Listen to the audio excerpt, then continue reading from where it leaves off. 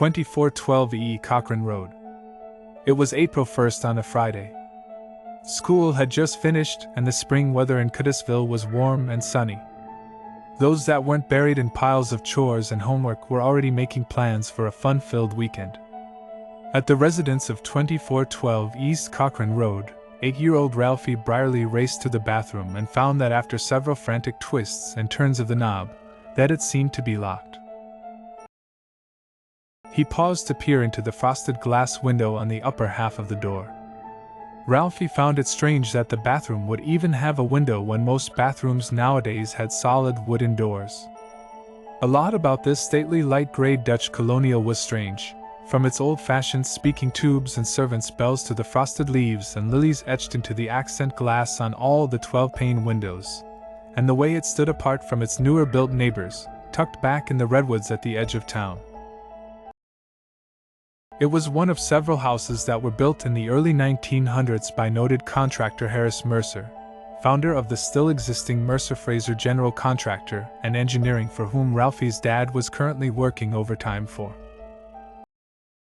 Before the arrival of the Brierlys to Cuddyville, the house had been the longtime residence of Marjorie Cartwright, who was a widowed retiree and gifted amateur artist. It was still in good shape by the time the Brierlys took up residence. The same, however, could not be said for the overgrown garden crammed full of stuff and the stray cats, nor even for Cartwright, who was now convalescing at the Sempervirens Psychiatric Health Facility down in Uniontown. They had to take her out on a stretcher, Gerald Boisver explained a few days after the Brierlys moved in. Tried to kill herself by downing a bottle of sleeping pills and slitting her wrists, right after the family tried to do one of those emergency interventions. Gerald was 9.5, and was one of the cool kids who happened to possess an encyclopedic knowledge of weird local history as well as urban legends. You know why old Mrs. Cartwright had all those sheds filled with tchotchkes and stray cats hanging out in her yard? Ralphie shook his head. No, and what's a tchotchke? It's Yiddish for a small piece of worthless crap, Gerald explained. Fake fruit, ceramic frogs and cow figurines, anything you buy from a dollar store or a yard sale, stuff that even a burglar wouldn't steal. Well, anyway, the reason Mrs. Cartwright had a lot of crap in her yard was because she was keeping the vampires at bay. Vampires? Ralphie asked, bewildered. Gerald nodded. Yeah, vampires.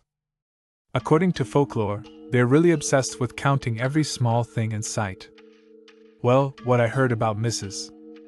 Cartwright was that she was distracting the vampires with sheds full of junk and hundreds of cats running about so they won't get in her house.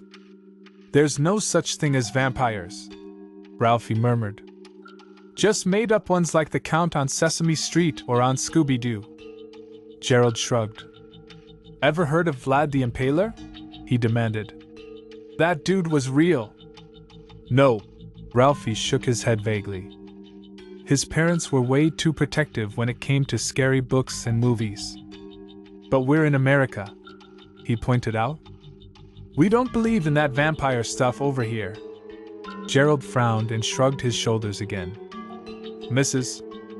Cartwright sure believed in it. Yeah, well, Mrs. Cartwright was probably just some crazy old cat lady with a big hoarding problem, Ralphie insisted. Like one of those people you see on those creepy reality shows. He stared at his new friend thoughtfully for a moment, then said quietly, No such things as vampires, or ghosts. Dad said people don't come back from the dead like they do in the movies. They do around here, Gerald retorted before abruptly changing the subject. Despite his initial skepticism of Gerald's story, Ralphie kept a sharp eye out for any vampire-like activity. Much to his relief, nothing weird happened. All his new friends seemed human and normal enough, indulging in various video games and movies or hanging out in the nearby cul-de-sac or backyard paradise or playground. Eventually, after much clearing, tearing down, digging and animal control help, the Brierlys managed to restore the original English garden look. However, in spite of all their diligent restoration efforts, they still kept finding little tchotchkes, And they weren't just restricted to the garden area, they were inside the house too, concealed away behind the walls, behind baseboards and under floorboards, even in the hollow spaces of the ceiling beams. Everyone thought this was strange except for Ralphie, who thought it was all pretty awesome. It was like Christmas and Easter combined. Some strange new trinket was always turning up in unexpected places. His sisters thought it was all due to ghostly pranksters or house sprites. His parents, being realists, thought it was just more of Mrs. Cartwright's collection turning up. Ralphie didn't find the mysteriously appearing tchotchkes a problem. If there was a problem, it was with the bathrooms in the house. There was really only one decent bathroom in the entire house, and that was upstairs. The other, if you even consider it a bathroom, was a claustrophobic closet space next door to the kitchen that just had a toilet and a shower curtain for privacy. Mom was always harping on Dad to remodel it, but he never got around to it. Spiders and house centipedes seemed to congregate in that one area, presumably because they knew Ralphie was absolutely terrified of them and that he couldn't use the upstairs one on account of his older sister Lisa commandeering it for her personal beauty salon, leg shavings/cosmetic counter, and fashion show wardrobe. At least she didn't do it every day of the week, which was a relief, or that his middle sibling, 14-year-old Marley, wasn't a fashion freak and bathroom hog, even better. He still couldn't figure out how Lisa always managed to pick the exact time when he was heading to the upstairs bathroom, but she had already barricaded herself inside, humming tunelessly as she devoted herself to yet another marathon makeover session of primping and preening in front of the mirror while posing for imaginary photo shots. Ralphie wiped his sweating palms on his pants legs and squinted in puzzlement at the dark window. It couldn't have burned out again so soon. Maybe Lisa had it off because she was trying out some weird glitter gel or some hair dye that only glowed in the dark or under black light. Nothing weird about a locked dark bathroom, he told himself sternly. Just Lisa wasting her time as usual, messing with her looks. Nothing wrong with that. Still, he couldn't help staring at the door. His hands clenched a little as a sudden chill crept up his arm. "Stupid," he muttered to himself. "You're being stupid, Ralphie. It's all just your imagination, nothing to be afraid of here." Frowning determinedly, he made himself go over and peer into the window. Pressing his snub nose against the cold glass, he listened with growing concern, then he went and tried the knob again. It was still locked. Shifting his gaze back toward the window, and he thought he saw the curtain twitch, but couldn't be sure. Ralphie shivered suddenly, feeling again that cold chill prickling his spine and scalp like hundreds of invisible bugs crawling all over his skin.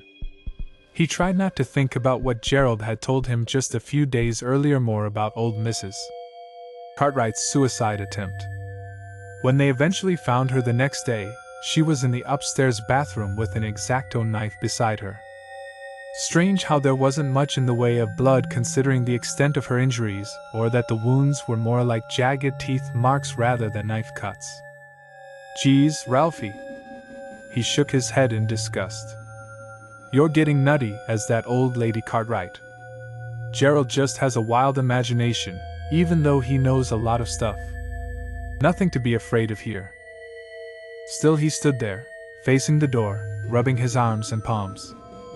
Where's this cold coming from? It's really freezing in here. He looked up and down the deserted hallway, trying to see if a window had been left open. As he was thinking of whether or not to get Mom, a flickering yellow light suddenly came on behind the frosted glass. Ralphie started, taking a few steps back. Funny how the lights seemed dimmer than before, more a glow from a lantern or many candles rather than a regular fluorescent bulb. Beyond the door he could hear the steady drip drip drip of the water and the click click of high-heeled footsteps walking away. Squinting, he tried to make out a shadowy silhouette, but there was none to be seen. "Go away!" An all too familiar voice suddenly yelled from inside the bathroom. "I'm taking a scented candle sauna bath." "Oh, well, that explains the weird flickering light." "Well, I gotta go," Ralphie yelled back. "Really bad too." A slight frown puckered his brow as he wondered why Lisa had decided to put on horribly uncomfortable sandals rather than her usual cozy slippers when she went to turn on the lights. "Well, go use the closet one," Lisa muttered grumpily. "Or if you're in a real hurry, go use a bucket or the bushes even." "Huh! No way, Lisa." Ralphie's pulse raced as he pounded hard on the oak paneling. "The closet one's got creepy crawling bugs that scare the bejeebers out of me, and I'm not doing it outside like a bear. You gotta come and unlock the door or get out so I can use the bathroom." "I'm not leaving this tub," his irate sibling called out. "Not when Auntie Flo's paying a visit." "What?" Ralphie's brow furrowed in puzzlement. "We don't have an Auntie Flo, and what's all that got to do with you hogging the bathroom?" "Go ask Mom," Lisa muttered drowsily. There was a faint sloshing of water as she settled back in the tub. "She'll tell you." Ralphie glared at the door through teary eyes. He fidgeted as he worriedly ran his small fingers through his sandy blonde hair. "Phew!" He paused, crinkling his nose. "Where's that smell coming from?" Scowling, he sniffed several times before recoiling in terror and total disgust. Complete panic engulfed him as he banged furiously on the door. "Lisa! Are you smoking something really gross?" "Am I what? Smoking something gross?" Ralphie demanded as he cupped his hands over his nose. "'Cause it really stinks out here." "What?" Lisa's voice rose up defensively. "I've never smoked anything in my whole life, not even cigars or e-cigarettes. It's probably just the candles you're smelling." "They stink so bad," Ralphie groaned, trying desperately to cover his nose with the collar of his shirt. "Smells like that dead cat Dad found in one of the old sheds." "Well, there's definitely something wrong with your nose then," Lisa replied stiffly. "What I'm smelling is pineapple citrus and coconut milk mango. Now beat it before I throw this moldy old loofah at you." "We don't have a loofah." Ralphie gritted his teeth as he swallowed back a rush of bile. "Okay, that's it. I'm gonna tell Mom on you." He spun around and faced the other upstairs rooms. Before he took off, he thought he heard a faint raspy chuckle, but couldn't be sure. "Mom!" he yelled as he raced down the hall. "Mom! Mom!" He ran into Lisa's room and straight into Mom as she was turning with the empty laundry basket under her arm. "What's going on?" The tall, willowy woman sputtered in bewilderment, her freckled face showing panicked dismay. "Mom, Lisa's hogging the bathroom again." "Mrs.?" Brierly stared at her youngest child, dumbfounded. "Lisa's hogging the bathroom again?" "Yes, Lisa's hogging the bathroom again," Ralphie repeated furiously, flailing his arms around in wild frustration. "And she's stinking up the place with her sauna-scented candles that smell like roadkill. I gotta go really bad, but she won't let me in and she's making me sick. Make her get out so I can go." A few minutes of silence followed as Mrs. Brierly continued to stare at him, wide-eyed with mouth slightly agape. Then her gaze slowly shifted to over her shoulder. Baffled at her reaction, Ralphie stared back. Then, following the direction of her startled look, he saw, standing in the doorway of a walk-in closet, Lisa neatly coordinated in skinny black jeans and a bright pink blazer. Her flaming red hair was tied back with a bright green scrunchie, the exact matching color of her eyes. "What are you talking about?" Lisa asked, a deep frown marring her pretty, freckled features. "I was here all along, trying to improve the feng shui of my bedroom by reorganizing my entire wardrobe." Ralphie continued to gape at her, his eyes blinking like a befuddled frog. The ache in his bladder was warring with the rolling acid in his gut, both threatening to explode any minute. "And I don't use scented candles!" Lisa's indignant tone snapped him out of his shocked daze. "They're a fire hazard as well as a health risk. Who wants to live in a house stinking like a flower fairy just threw up there, let alone a sun-baked possum casserole? No, thank you." "So that wasn't you?" Ralphie blurted out. Lisa snorted. "Of course not. How can I be in two places at once? See, it couldn't have been Lisa you heard, Mrs. Brierly told Ralphie. It must have been Marley playing an April Fool's prank on you. Marley doesn't play pranks, Ralphie grumbled. And she doesn't hog all the hot water or use stinky new agey candles. It sounded more like Lisa talking. He shuffled his feet, then added, and I really got to go. Well, don't go on my licorn fleece carpet, Lisa cried, looking around wildly for a wastebasket. If you keep listening to all those goddamn kids telling you stories about how Cootisville's like something out of a Stephen King novel, you're naturally going to keep imagining things like monsters and weird smells and ghostly voices coming out of empty rooms. Oh, for Kvaser's sakes, Mrs. Brierly flashed her daughter a look of annoyance. Will you just listen to him for 2 minutes? I didn't imagine anything, Ralphie yelled at the top of his voice. It happened just like I told you. There's something else in the house with us, and it's using the bathroom, and it smells like something dead and rotten. No one answered the door when Marley knocked and rang several times. After peering through the windows which offered a clear view of nearly all the living room, Marley unlocked the door with her house key. She pushed the door open, then, dropping her duffel bag and grimy soccer uniform to the floor, she raced to turn off the alarm. After disarming it, she walked to the kitchen for some Gatorade before clumping up the stairs, heading straight for the bathroom, and as she neared the door she froze to a sudden halt with one hand raised to grasp the knob. Eyes wide, she slowly drew her hand back and clenched it tightly at her side. Her skin began to prickle as every hair on the back of her neck and arms shot straight up. She stood there, eyes riveted on the window of the bathroom. The muslin curtain was gone and she could see right inside the room itself, only it wasn't the same spacious bathroom she was familiar with. Stained floorboards had replaced the blue and white tile, and instead of the enclosed porcelain tub, she saw a lead-lined, claw-foot monstrosity fastened to the right-hand wall, with a moldy wrap-around shower curtain. Instead of bright sunlight, a pale moon shone in through the window on the far wall. She cringed with revulsion and cold dread at what she saw next.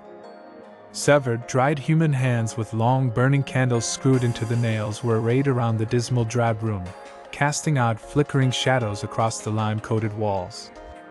Marley's eyes widened even further, her jaw dropping.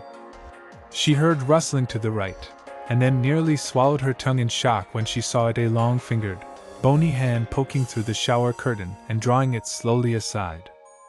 The corpse candles flared brightly for a moment, and then went out. The room immediately turned to darkness. There was no moon now peering through a dimly lit window. The room seemed to swarm with squirming, twitching shadows, and she thought she heard faint rustling, like hundreds of rats or roaches crawling all over. Then Mom? A small mouse-like squeak escaped as she nearly fell backwards into a bookshelf. RR Elfie? Ella Lisa? She never expected to see a tall silhouette emerging suddenly from the darkness beyond the glass panel. She never expected to see the tall mound resembling a lumpish pile of large intestines but sickly bluish-gray instead, and rapidly undulating like a mass of worms, or a pale triangular face peering out between the grisly locks with steel-pale eyes fixed piercingly on Marley's incredulous gaze, and then a widening crescent of needle-like teeth glinting in the dim light. She blinked, and the thing was gone along with the darkness. The muslin curtain was back in place, illuminated by a warm yellow light. Marley? Lisa's voice snapped her out of her shock, reminding her where she was. WWH what?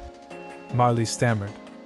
She could hear the faint sound of splashing of water, and then Lisa's voice once again drifted out through the sealed door.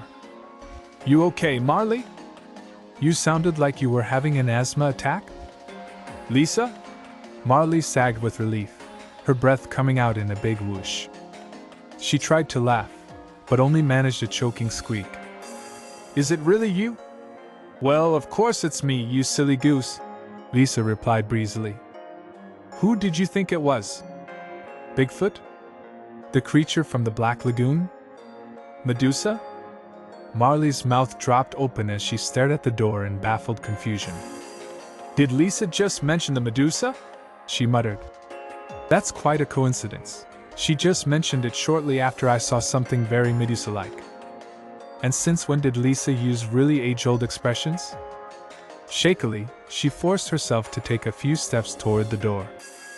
All the while the logical half of her mind told her sternly she was just being silly and to stop acting like a scared little kid, but the other half urgently told her not to turn the knob or knock, not to take another step closer to the threshold. Say, Liz," said Marley hesitantly. "Did you happen to notice anything weird just now?" "What do you mean anything weird?" Lisa asked.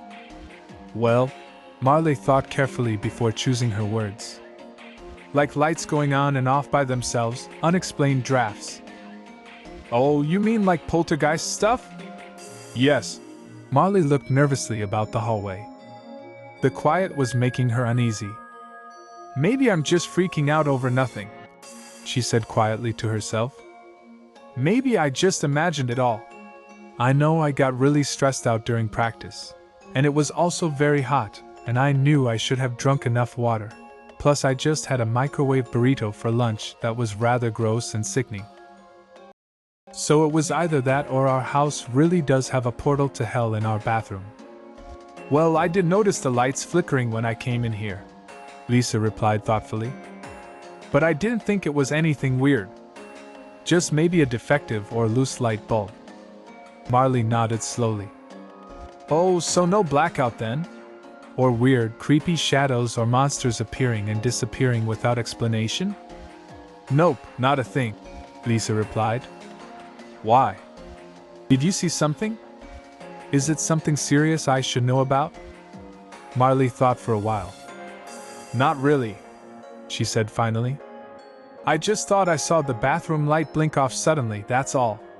She shrugged nonchalantly as her mind arrived at the conclusion that what she had just witnessed was actually due to a panic attack caused by stress and dehydration. "Lisa will just think you're weird if you tell her about the horrifying vision you just had. She'll probably tell all her friends that you're a spooky, psychic nutcase, and she'll never want to be in the same house with you ever again." "Well, I'll just go wash up in the kitchen then," said Marley casually. "Try not to stay in there too long or you'll end up looking like Grandma." Turning away, she expected Lisa to answer back with a sarcastic comeback, but instead her sister gave a tinkly laugh. Marley stopped abruptly in mid-turn and shot a startled look at the door. Did I just hear my normally bitchy sister give a high-pitched giggle? Her nose crinkled when she suddenly caught whiff of a pungent odor like burnt resin and singed rope mixed with a combination of skunk, rotten fruit, and sweaty armpit. Oh, she's smoking a joint. Well, that explains her good humor then. Shrugging dismissively, Marley turned around and headed toward the stairs. If she gets caught by Mom, it's not my problem then. She went downstairs to the living room where she retrieved her duffel bag. As she strode toward the kitchen, she stood still for a moment, looking back and listening intently.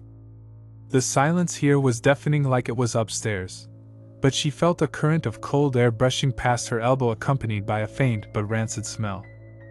Marley frowned as she shook her head impatiently. I got way better things to do with my time than to start imaging stuff from all those late-night scary movies I watched on Sci/Fi. She could hear the muffled sound of hurrying footsteps upstairs, and then voices raised in a heated argument with her brother's whiny voice, being the shrillest, and adding to the chorus. Sounded like Ralphie was in desperate need of the bathroom once again. Written by Pratt 99 DeviantArt.